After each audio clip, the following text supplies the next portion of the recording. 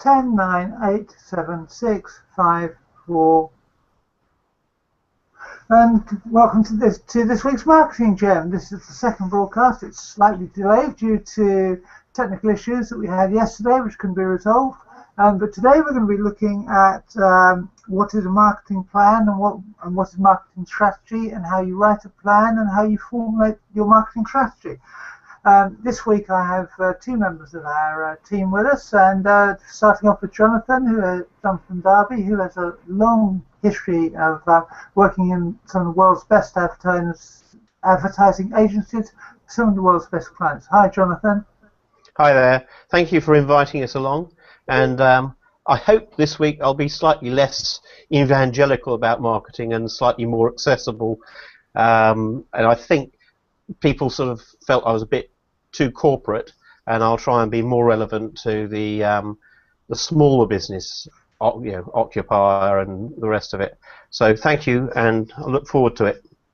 Okay, that's great. And the other member of the team joining me today is Alan Livingston, who works for B2B growth and marketing consultancy. And Alan has a lifetime of experience working for both big and small companies and startups in the medical sciences field. Alan. Hi Diane, thank you for inviting me along. Yes, I've got something like 25 years of experience in marketing roles and strategic roles in the life sciences industry, but a lot of what I've gleaned over that time can be transferred to other businesses as well. I think the principles of marketing apply across many businesses. It's just the customer types that you have to be absolutely sure you understand your customers. But I'm looking forward to this discussion we're going to have this morning, and hope I can pass on some gems about marketing to those who are viewing us today. Okay, that's great. And if you want to get in touch with us, you can via Twitter at the Marketing Gem, which you see written underneath my name there. That's at the Marketing Gem, and we will follow up any tweets that we receive and try and perhaps look at the issues that you raise in the following week's show or something. Okay, as I mentioned at the beginning of the show, we're focusing this week on what is the marketing plan and what is the marketing strategy. And how they differ from a business plan and the business strategy. So perhaps, Jonathan, you could perhaps start us off. What is a marketing strategy, and how does it differ from a business strategy, or where does it differ? Okay, let's have a quick step backwards and say, right, there is sort of a hierarchy of strategies that you have within a business. So you'd start off with a business strategy. Well, you'd start off with some business objectives. Where are we now? Where do we want to get to? And the strategy is the how do we get there? So you write out your business strategy and you write out your business objectives. Under that, it's very likely you'll have a financial plan and financial objectives and a financial strategy. And the next one down, in my view, is normally the marketing plan and the marketing strategy. And then that gives birth to things like communication plan, communication strategy. They're all driven by objectives. All the way down, you have to have objectives that are specific, that are relevant to improving your business, be it making the business last longer or make it more profitable in the short term, but they all have clear objectives, and you have a timeline, and you can action them, and all the bits that go with having smart objectives. So having established your objectives, you then use your marketing plan to work out the how-to. So if you're going to start doing the marketing plan, the best piece of advice is go and conduct what we would call a marketing audit. And that means go and talk to everybody who is a stakeholder in your business. So that could be you, it could be people who've lent you money, but it's also speak to your customers, speak to your staff, speak to your suppliers, and make notes and actions from what they've said as to how your business has got to where it is today, and from that you can start to say, where do I want to take this business, and how do we develop it? And the strategy in marketing terms is, how do we develop it? And I'll leave it at that for the moment. Okay, so Alan, how did you start all this process off? Yeah, I mean, to be honest, I'm taking a few notes myself there, and I would agree 100% with what Jonathan's saying, is that it really all hinges on doing this audit. You have to understand what, how you are perceived by all the stakeholders, and is that perception matching the objectives that you're trying to achieve? If it isn't, you're going to have to make some changes, and this is why the audit is crucial, because the audit will help to flag up the areas that you need to improve, or you can exploit as well.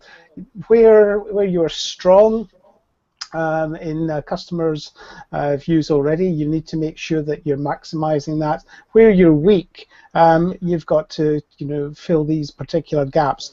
But once you've done that, it's a question of taking all this information and then I guess devising the tactical plan around that, or the communication plan, is Jonathan discussed.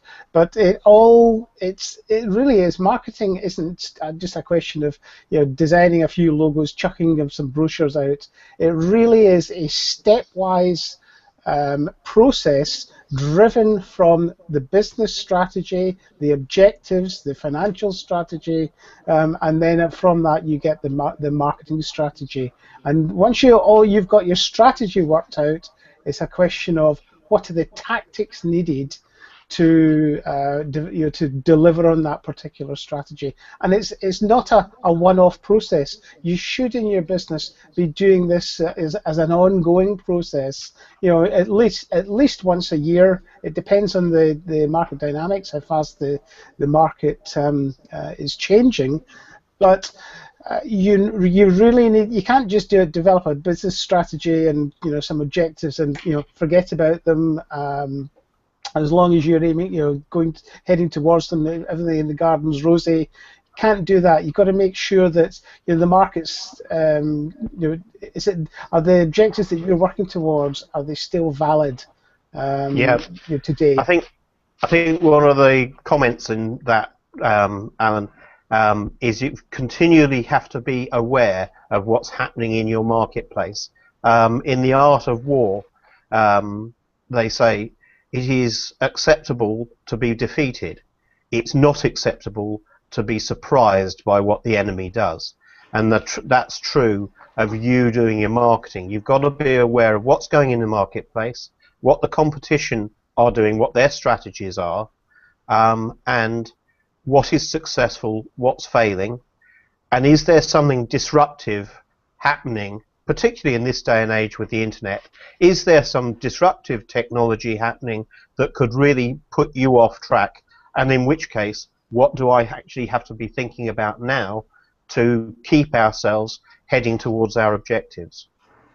Yeah, I couldn't agree more with that. Sorry, Dan, I was just going to say that coming from the business that I'm in, which is a pretty high-tech industry, disruptive technologies probably come along every 5 years or so, and you really have to be on the ball to ensure that your business isn't changed, because a good disruptive technology could completely change the market dynamics. Maybe not overnight, but certainly within a few months, the market dynamics can change, and that's a very short time in running a business.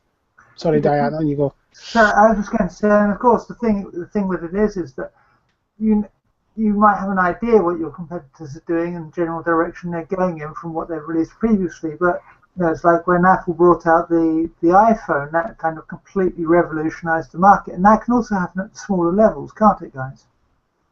Yep. I mean, even if it's just how you use the internet and how you take advantage of the communication and the publicity aspects of doing things, that has been enormously disruptive.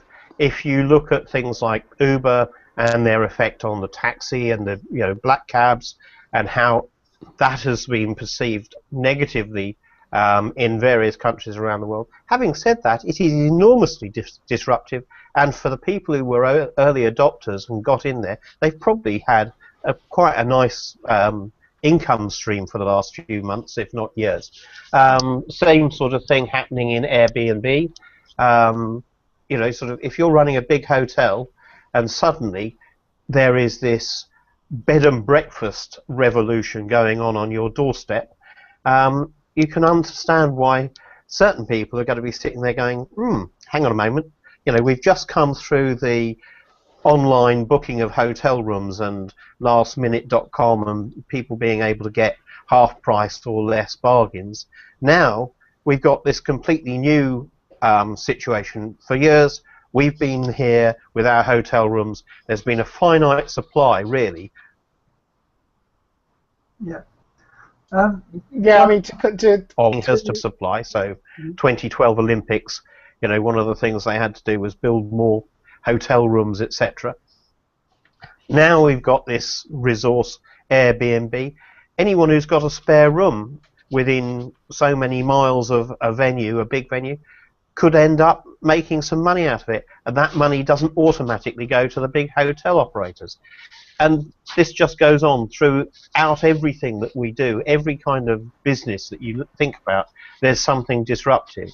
And when it comes to your marketplace, you've got to be able to see it coming, and also, how do I adopt it? How do I use it for my business, or is it irrelevant? Yeah. So, Alan, if people are thinking about marketing, how do they see some of these big changes that Jonathan's talked about coming? How do they see them coming? What, the disruptive technologies? Yes. Well, the only way you can really see a disruptive technology coming along is if you're not developing it yourself, you've really got to keep your ear to the ground. You have to know what's happening in the marketplace. You can try and put some contingencies in place. You can, I guess you can do some crystal ball gazing yourself and some what-if analysis, but really the only way to spot a disruptive technology coming along is being very close to the market, understand the pulse of the market, what's driving the market.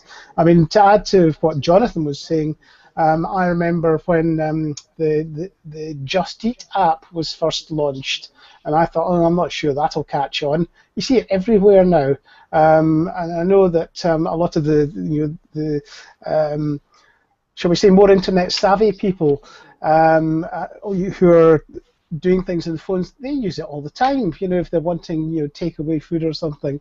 I've been really surprised by the growth of some of these things that Jonathan has mentioned as well. Like Airbnb. Airbnb a couple of years ago wasn't really that popular. It's everywhere now. A good disruptive technology will, if you're not careful, or has the opportunity of dominating a particular market. But I guess what that's telling us for the small startup business, for the small businesses, and maybe the business in the high street, it really comes back to how you differentiate yourself from the competitors. Because if you haven't got a disruptive technology, and maybe on the high street those are fewer and further between anyway, you have to make sure that you're differentiating your offer from your competitors' offer. Yeah. So, by differentiating, we're talking about making it distinctive, aren't we? Yeah. That's a piece of marketing jargon that we've just used, but we're really talking about making it distinctive from somebody else's, so that people will want to buy from you. That's right. So it's not a Me Too service you're offering. So that, why would somebody buy from you rather than from the company 2 or 3 doors down that might be offering the same products or the same services? And especially in retail, they might be offering exactly the same product from, say, a third-party manufacturer. So how are you going to differentiate your complete offering to make that person want to come out? And it doesn't just include buy 2 get 1 free or sort of offers. It's the whole range. It could be the cleanliness of the shop. It could be location. it's your complete offering that that you have, and how you differentiate yourself to create that unique sales proposition that you want to have. So how, Jonathan, how would people start to differentiate themselves? I mean, obviously they've done the audit. Let's assume that they've done an audit, and they've got a whole list of kind of notes that they've made and everything. So how are they going to start to formulate that out into a strategy or into a plan whereby they're different from their competitors and they gain some of those advantages that Alan was referring to? I think you have to go back again. It goes back to speaking to your customers, a bit like, how do I identify a new piece of technology that's going to come along and be disruptive? Is ask your customers, ask your stakeholders, where would they go as an alternative to my service, and then go and have a look at what those alternatives are doing. That way, if you look at what the competition, your direct competition, are up to, and you understand what their strategies are, that sort of means that if you can identify what their strategy is, you can then start to say, what can I say about myself that is unique? Now, there are some things that, because all these things are based around words, which are very so what. Nowadays, it's not differentiating to say that I'm honest and trustworthy, or I'm reliable.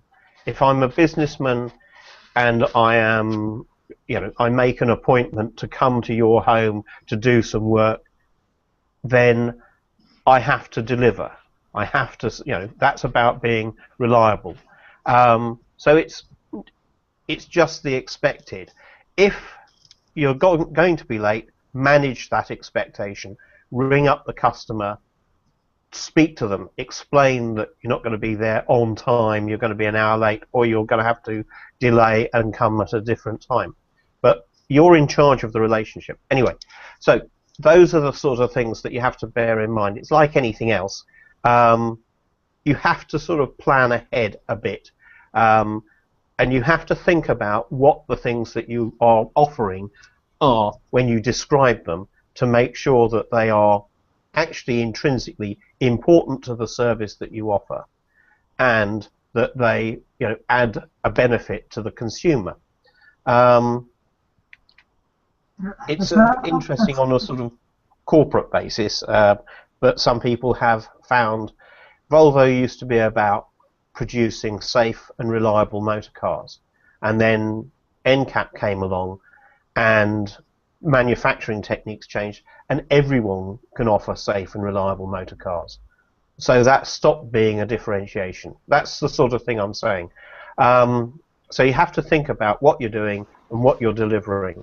Now, by and large, what the smaller company can do that big companies will struggle to do as well is things like quality of personal service. So focus on those sorts of things. Focus on the things where people will be willing to pay more for what you can do, because it's a one-to-one relationship. That by and large, if you take on a task or whatever, that you are the person who's going to deliver that, not a whole row of subcontractors who aren't going to be living up to your version of what your business stands for. So that's the sort of thing that you can focus on. But a lot of it comes back from what are your consumers, what are your stakeholders going to believe and pay for. The one thing you tend not to ask the consumer directly is how much are you willing to pay, because almost to a man they will turn around and say not as much as you're asking.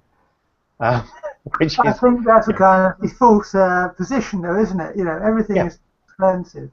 Because as we know from disruptive technology like eBay and Amazon, people by and large like to buy it cheap. So, but that's I'm not sure about that actually, Jonathan. I think what people buy is they buy value, and if yes, price is a lot of that, especially if there's no differentiation.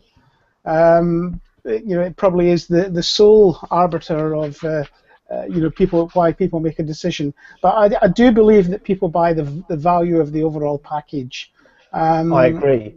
Yeah, so yeah, maybe you were being a bit tongue-in-cheek when you said that, because I mean, if the example that you used of Volvo being the safe and reliable car company, I don't think they've actually lost that brand identity either. And what they've done is they've evolved it, because they still position themselves as the safer car, because what they've done is they have innovated many of the things that are now standard in the cars of today.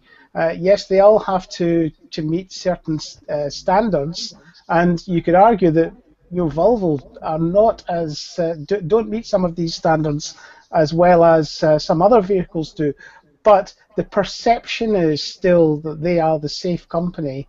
And it really is. It's all about how you can influence your market, and how you can convince your market that the brand position that you have is or resonates with the particular customer that you're trying to attract. Now, the thing is, we've both there talked about a fairly large company in Volvo. They're a big Swedish company, lots of big marketing department, big marketing budgets.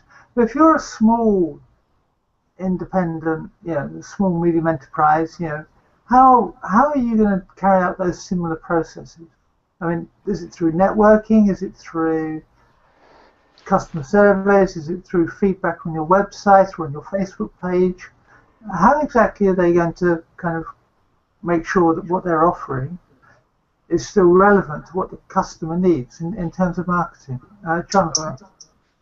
Well, there are two sides to it. Yes, we would advocate that every year you do a marketing audit where you go into all of these things in great detail. But there is absolutely no reason why you shouldn't use the feedback pages and your internet connectivity and networking to go out and ask regular questions, and sort of get yourself maybe a small group of regular consumers and go and talk to them. Sort of have your own little meeting at the pub and sit down and have a chat with some of them. Or it depends on how directly you can relate to your customers.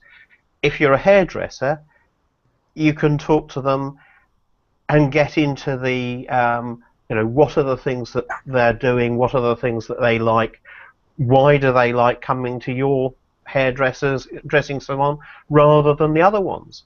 You're going to get a very one-sided opinion, but as long as you've sort of filtered that and treat it with a certain amount of sort of self-editing, you will also get some really nice little truths about things. Don't be afraid of using people's recommendations as well. I mean, if someone's been a customer and they've written a letter to you and they've said that actually you've done a fantastic job for them and it's really been brilliant, much like if you have a page of yours on LinkedIn, use the recommendations. Make sure that people know that you are highly recommended by all your existing customers, because that is a very good way of driving yourself forward in a marketing positive aspect. And just don't be afraid of it. If someone comes up and they're willing to talk about things, at the end of it, when you've spoken to them, say, would you actually feature in what I'm going to say about myself on the internet? Take advantage of what people are willing to say.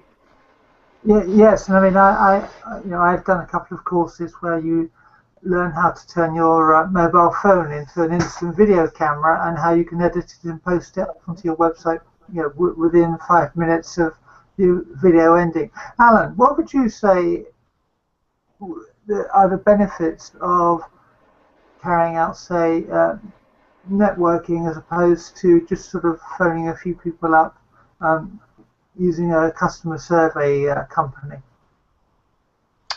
I wouldn't really call it networking, to be honest. I think if you take it to I was just thinking when Jonathan was answering his question, he was talking about the hairdresser example.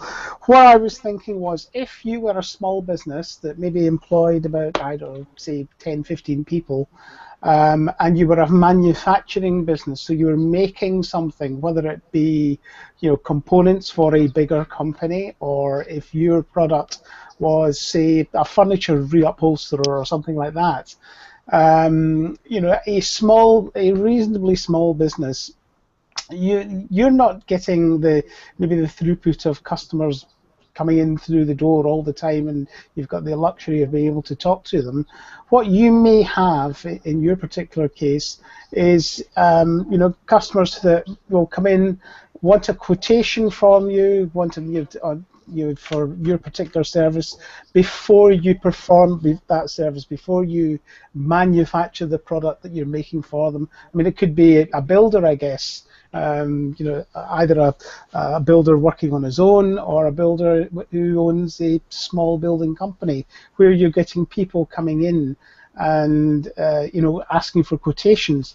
Now, to me, one of the most powerful things in that type of business, where you've got customers wanting quotations before you offer the service, is that yes, you'll win some of these contracts, but you'll also lose some of the contracts. And what I would suggest is that the person in that company who is responsible for marketing, because being a small company, it probably doesn't have the luxury of a marketing department. The person who's responsible for the marketing, if they are, especially if they're different from the salesperson that may be employed to go out and look for business, that person should, as a matter of course, after you've gone through the tendering process or the quotation process, if the customer accepts the quotation, and after they've got the service, ring them up and find out what they liked about it, what it was that you're doing particularly well. But also call the ones that you didn't get as customers, and find out why. Because by doing these what I would call win-loss calls, you can identify pretty rapidly what's working in your business and what's not working in your business, why you're attractive to some customers and why you're not attractive to other customers. And going back to the objectives and the strategy that you've set yourself, you can work out, how can I attract more of the customers that I want? Because there may be some customers that you don't want, the ones that might cost you a lot of money to service. So it's got to be aligned to your strategy in the first place. But by talking to these customers, and maybe that's what you mean by networking, you can find out exactly what it is that makes you attractive to some and not attractive to others. And to me, that's a very powerful process, especially in the business. Especially in the business that I've come from, where a lot of it is almost like the B2B type businesses, and you are talking to both large and small customers alike. Sorry, Jonathan, you were...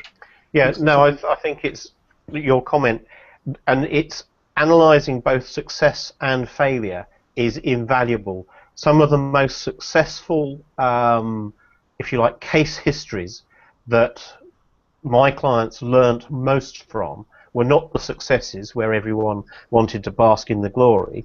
They were things that we did which we had believed would be successful, and they failed, and they usually failed for one or two very simple and critical reasons.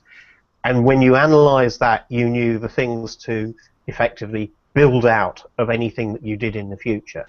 And those sorts of learnings are often more valuable than the ones where everyone thinks that it went great guns. Yeah, everyone goes, oh yes, we were marvellous, we launched this and it's the most successful new product launch, but actually they aren't as critical as they are when they look at the things that went wrong. And you go through it and you go, well actually all of these things worked, but this is the thing that we got wrong. And one of the cases I remember fairly clearly was that we had a pharmaceutical product which the communication indicated worked very quickly, that consumers purchased as a distressed purchase. The problem was actually its mode of action took 48 hours, and they had gone into the chemists expecting a quick relief to the problem. Having to suffer for another 48 hours was not high on their list of benefits of the product. So they bought it once, they didn't come by a second time. What we learned was that actually the product worked, it does what it really says it does, but you've got to manage that consumer's expectation. Okay. Anyway.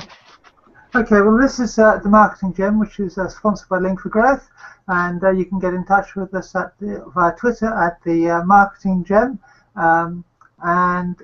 Today we're talking about marketing strategies and marketing plans and what should go in them and how you should gather the information to put in your plan and strategy. So we've talked a lot about kind of how you get this information. We've talked a lot about auditing and stuff like that. And now, so what are the sort of some of the pitfalls of broadcasting or your message? I mean, how can you do it more effectively? I mean, is it a case of picking just the right social media channels, or is just social media just one of many, even for a small company, in terms of its marketing effort? Alan? Yeah, so a good point. I mean, to me, it comes back to where are your customers, how are you trying to contact them, and from that you should be able to identify the best channel to use to contact them, because you know, if they're few and far between, don't waste a lot of money on big billboard advertising. If you know who exactly who they are, you can contact them. It's increasingly important these days to get emails. I mean, I think there's hardly a, in fact, I cannot think of a company that I interact with now, whether it's a retail company or, you know, anybody offering a service, who doesn't ask for an email address. Because email marketing, you can get your message out relatively cheaply, but pretty globally to your existing customers. So it's a question of knowing your customers, knowing your customer base. How is the best way for you to contact them with your particular service? It's not a question of one size fits all. It's got to be particular to your business, and you know, you're probably the best person to be able to answer that, because you should know your business better than anybody. But you know, when it comes back to the fact that you're talking to customers in the first place, ask them, ask your customers what vehicles, what methods they use to get information. Yeah, I mean, one of the things that some clients say to me is, oh yes, I want everything done virally, as if it's kind of like a magic bullet. But that's not the case, is it, Jonathan? No. Actually, interestingly, I posted a thing on an infogram on Pinterest, because I've sort of set up a little area of things that would be of interest to SME marketeers. And that actually sort of had one of the, I think it was an American university, had studied 9 aspects of what makes a viral video effectively become a successful viral video. And by and large, it's keep it short, keep it snappy, have something that surprises you in the action, were the sort of things that were key delineators for making something go viral. But no one knows what is going to go viral until it goes. Classically, a few years ago, many years ago now, Guinness managed to get everyone to have a Guinness screensaver. I think it was the first proper viral marketing activity that most of us ever saw. And it suddenly, everyone wanted the Guinness screensaver on their PC. And before that, no one had ever heard of viral. What made it work? I don't think anyone really knows. It was unique. It was the first time we'd experienced it. So, yeah, viral isn't the answer to everything. Making content or using your customers to make content isn't everything. They are just one of lots and lots and lots and lots of tools out there. And there's sort of certain things, a bit like expect the unexpected and keep an eye on what's going on in the marketplace. You will know the sort of age group and the sort of behaviors of your target audience, of the people that you want to influence and speak to. So make sure that you're appearing in the right area for them. You know, Facebook about 3-4 years ago was the be-all and end-all for a lot of people. Everyone wanted to be on Facebook.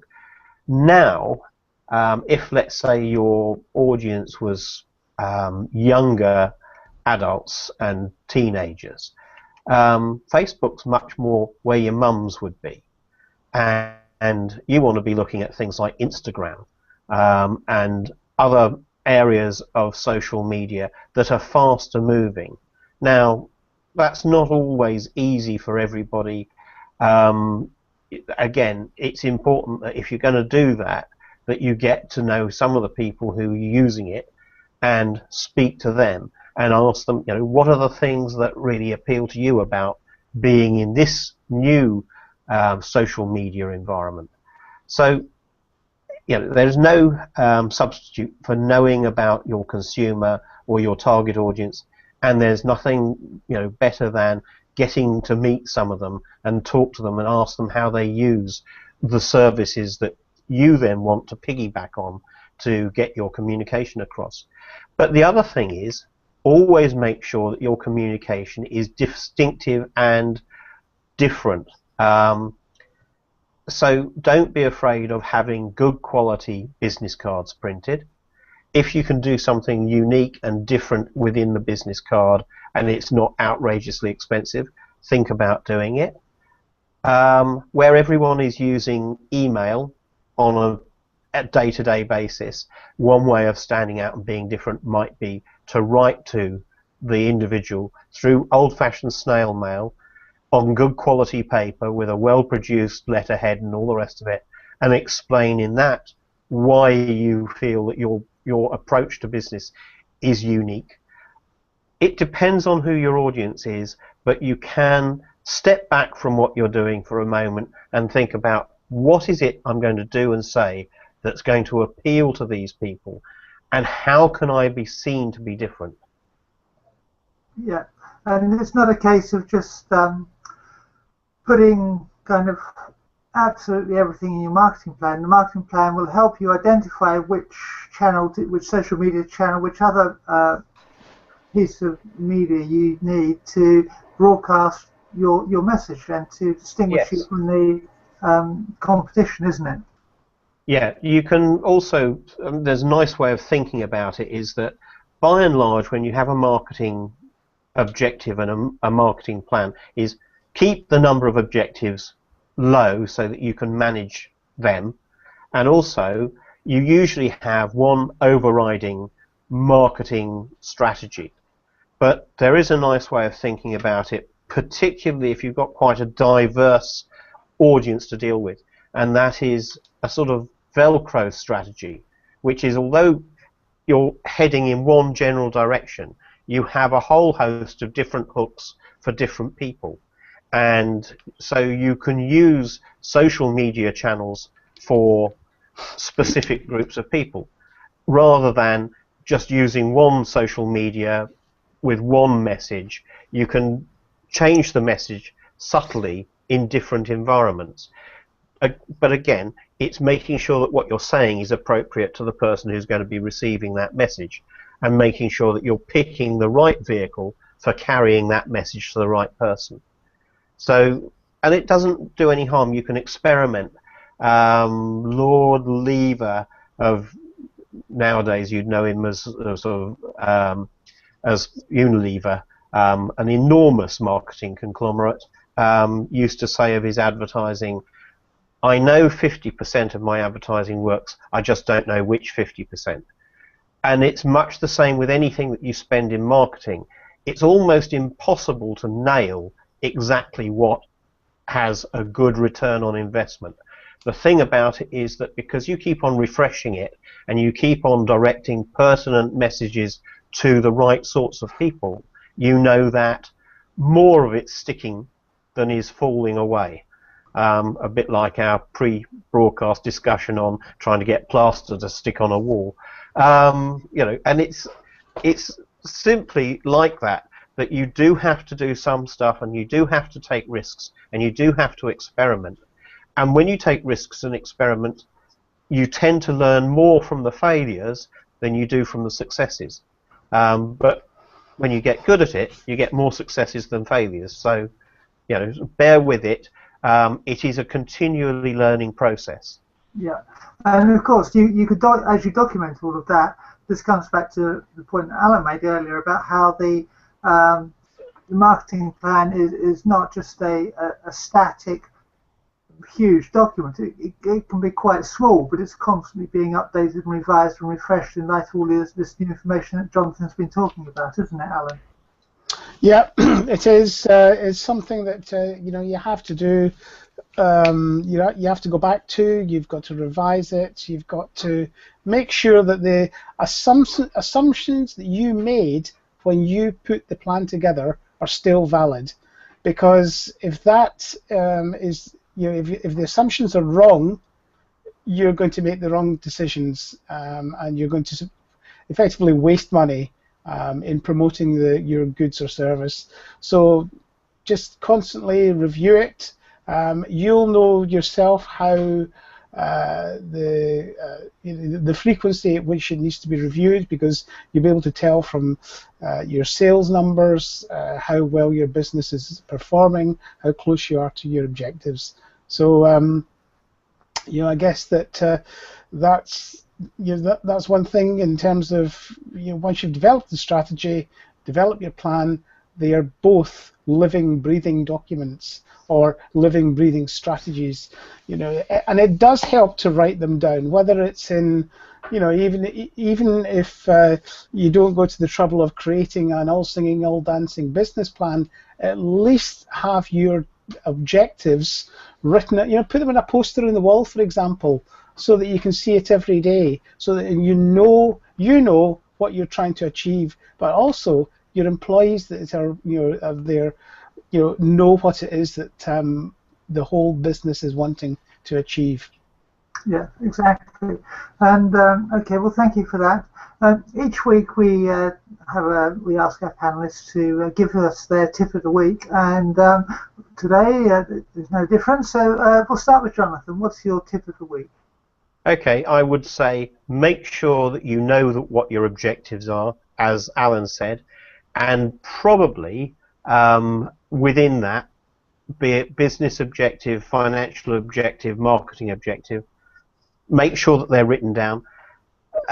Develop, if you can, a dashboard, something that you can circulate not just to yourself but to the key stakeholders within, you know, your employees, who are particularly the ones who are customer facing, to say how we are progressing towards reaching these objectives, and to help people focus on what's successful and what we might be missing as we go along.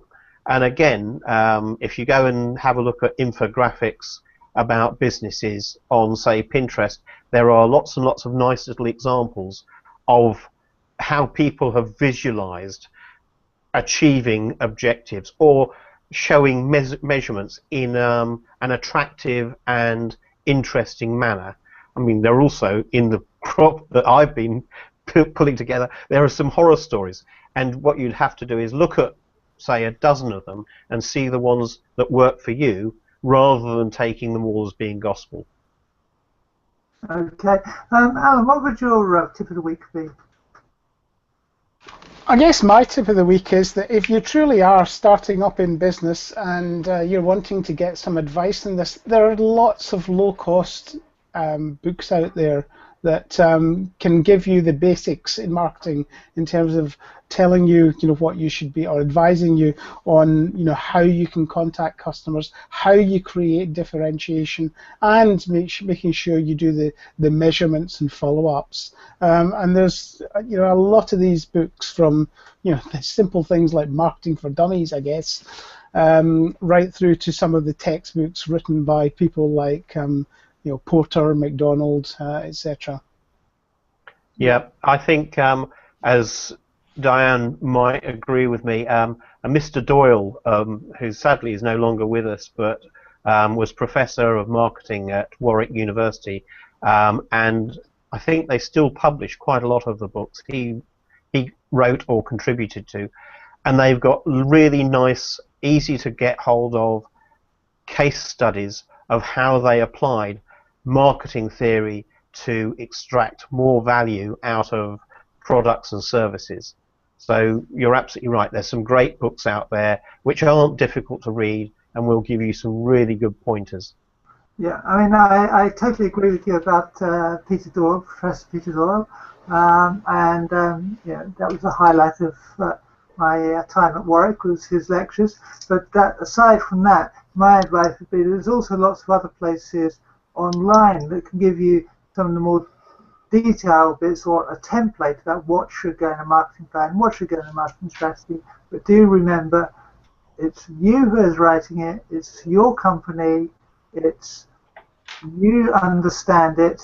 A template can guide you, but it won't write the plan for your company.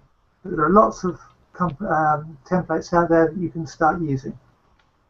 And I guess there are people there that you can bounce ideas off. So once you've got to the point where you've written some of this stuff down, talk to people who've got some knowledge. I mean, even if it's get in touch with us, and offline we might bounce some, go through some things and help people find a more compelling story to communicate with their customers than necessarily what's the output of their plan at the first cut. All of these things, as Alan rightly said earlier on, they're continually evolving. And although you may only come and visit them maybe once a month or once a quarter or whatever, have them in the back of your mind at all times, and sort of remember, as a small business, every action that you take effectively has marketing repercussions. Yeah, I totally agree with that, and of course that affects your brand. And on that point, I think it's time to end, and so I'd like to say thank you to Alan. Yep, thank you very much. I've enjoyed today, and I just hope that some of what we've been talking about today has been useful to people and will help drive your businesses forward. Okay, and thank you to Jonathan. Yes, thank you, and please feedback. We can only improve our product if you guys, our audience, tells us that they want to see more about certain things, or we're being too generalist, or we're too specific. But we're learning on this as much as everyone else. Okay, thank you very much. Okay, that's great, and we look forward to seeing you all next week. Hopefully on Wednesday afternoon, technical problems allowing. And on that note, I will say cheerio, and this has been the Marketing Gem.